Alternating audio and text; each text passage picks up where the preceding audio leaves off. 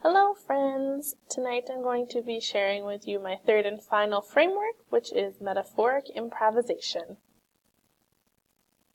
So a little bit of background on this framework. It was developed by Shelley Catch and Carol Merle Fishman, and it is a framework that combines both music therapy and psychotherapy, which is pretty cool. When it was originally created, the concept was to work individually with clients within a group setting, and with two therapists in case during the improvisation. I guess I'll get into that. But so you're in a group setting, but the therapist is working one-on-one with clients within the group. So this was the original concept, but it can also be adapted for one-on-one sessions, for couples therapy, or group therapy, and it can also be done with just one therapist. So the main components of this framework are improvisation and verbal discussion, hence the music therapy and the psychotherapy. So some of the salient features, the main features of this framework, is that the improvisation is used to meet the demands of the clients here and now, what it is that they are trying to deal with in this moment.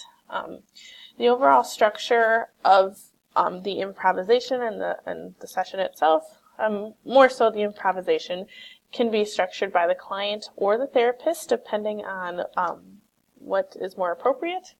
The biggest thing about metaphoric improvisation is that the improvisations that the clients create are regarded as metaphors for the client's life or a certain issue in the client's life that they are trying to resolve. So I'll get into a little bit more detail as to how the whole session is generally framed, but there is a portion of the session where clients will create a musical metaphor for whatever issue it is that they are trying to work through.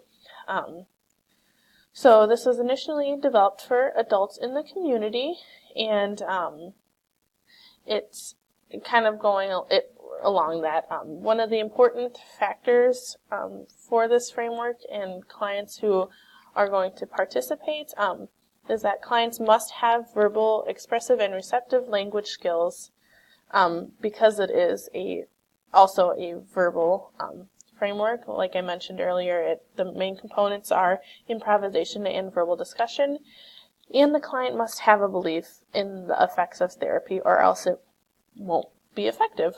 And so the main goals of this framework are to increase awareness of oneself and their surroundings, to increase contact with others, to increase spontaneity, and to increase intimacy in relating to others. So I'm going to go through the 5 phases of a metaphoric improvisation session. So the first phase of this framework is the warm-up, which is just used to kind of prepare clients for what's going to happen. If clients are new to this therapy, it kind of explains what it is, what's going to happen. If clients have participated in the session in the past, it's used to kind of review and get back into that therapeutic mindset and atmosphere.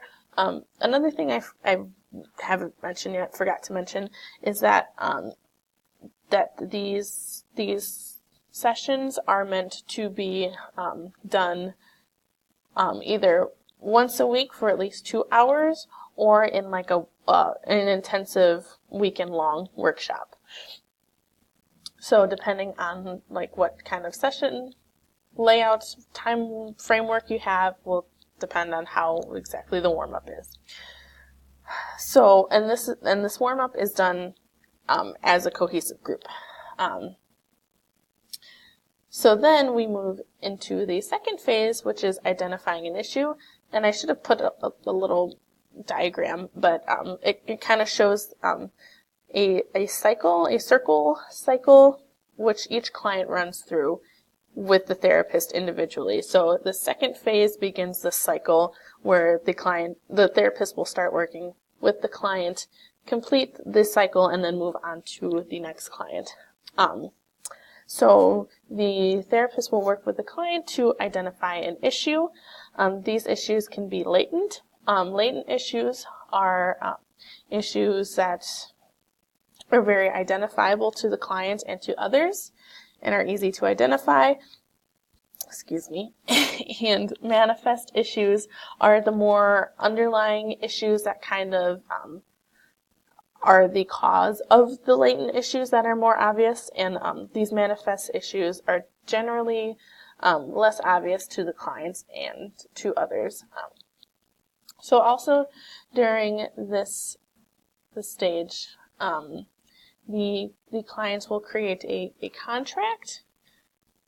I'm sorry, this was in the warm-up phase, I missed it. So this contract is created in the warm-up phase, and basically what this contract is it's a loose contract that the client makes, and this is kind of just, this contract identifies what the client is hoping to work on and what they are willing to do over the course of the session to help achieve this goal that they've created for themselves. So after they've done that, we move into the identification of the issue, which is more specific than their overall goal that they created in their contract. Also, during this phase, the client will create a musical metaphor, this musical metaphor that I mentioned earlier, that is representative of the issue they are trying to work through. And there are many aspects of the music that can represent a certain thing in their life. It could be the melody, the overall structure, or even the actual instrument they use. The sound of an instrument or look of an instrument might remind them of whatever issue it is that they're trying to work through. And this can be a person, an event, anything really. So after that has been done, the third phase is experiment or experimentation, and this is where the improvisation occurs. So it's typically done with the client and the therapist, but if the client thinks it's more appropriate, the improvisation might happen between the client and another client in the group. So in this phase, the improvisation is used as a way of working through whatever issue it is that they're trying to resolve. So they experiment and try to come to a resolution, whatever resolution they're hoping to have for this issue that they have. And then after that is completed, the fourth phase is to consolidate. And this is a brief discussion between the client and the therapist as to what exactly happened, what the client experienced, what kind of resolution they came to, and what exactly it is that they can take from it and apply to their everyday life. So that completes the cycle with one client. And so then after the therapist consolidates with one client, they would move on to the next client in the group. And a lot of times during this consolidation phase, the client that was just worked with will say something that really resonates with another client and is something that's similar to an issue that they are having that they would like to work on, and this might lead this other client to volunteer to go next because it's a similar issue to something they are having, and it just really helps with the whole flow of the session. So after every client has been worked with individually with the therapist, the entire group comes to a close. So this might be like just a general discussion as to what happened over the course of the group, what kind of things that clients gained from the experience.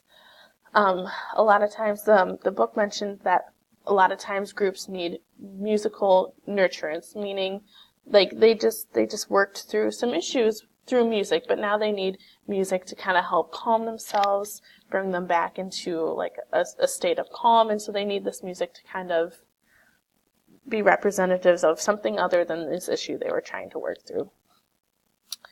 So that is the end of a general Metaphoric Improvisation Music Therapy Session.